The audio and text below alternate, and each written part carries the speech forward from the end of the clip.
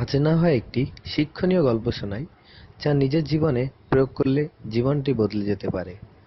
অনেক বড় একটি কোম্পানি হঠাৎ করে ব্যবসায় লোকসান করে বসলো। এক দুপুরে সেই কোম্পানির কর্মচারীরা বাইরে ক্যান্টিনে লাঞ্চ করে ফেরার সময় অফিসে প্রবেশ মুখে একটি নোটিশ দেখতে পেল।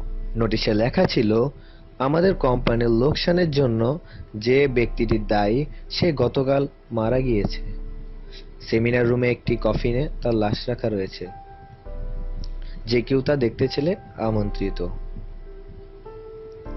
একজন সহকর্মী মৃত্যুর খবর শুনে প্রথমে লোকেরা দুঃখ পেল, তবে এরপর তারা কৌতূহলী হয়ে উঠল এবং ভেবে যে আসলে কি সেই লোক যে তাদের সাফল্যের পথে বাধা হয়ে দাঁড়িয়েছে। একে একে তারা যখন কফিনের কাছে গেল এবং ভেতরে তাকালো, হঠাৎ তারা কেমন যেন বাকশূন্য হয়ে গেল, হতভম্ব হয়ে গেল, যেন তাদের খুবই আপন কারো লাশ সেখানে রয়েছে। কফিনের ভেতরে আসলে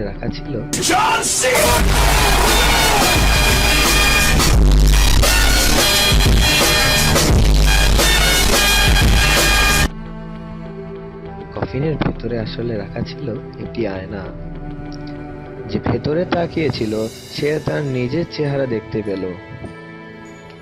আয়নার একপাশে একটা কাগজে লেখা ছিল যে তোমার সাফল্যের পথে বাধা দিতে সক্ষম শুধুমাত্র একজনই আছে, সেটা গোটা পৃথিবীতে, সেটা হচ্ছে তুমি। তুমি সেই একমাত্র ব্যক্তি যে তোমার জীবনে পরিবর্তন আনতে পারো বা আনতে সক্ষম। তোমাকে সুখী করতে পারো, তোমাকে সাহায্য করতে পারে।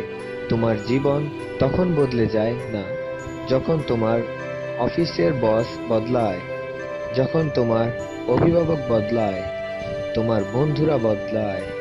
তোমার জীবন তখনই ঠিক বদলে যাবে যখন তুমি নিজেকে বদলাতে পারবে, নিজে বদলে যাবে। তোমার সক্ষমতা সম্পর্কে তোমার নিজের বিশ্বাসের সীমাটা যখন তুমি অতিক্রম করতে পারো, শুধু তখনই তোমার জীবন পরিপূর্ণ হয়ে উঠবে। Thanks for watching. সাথেই থাকো।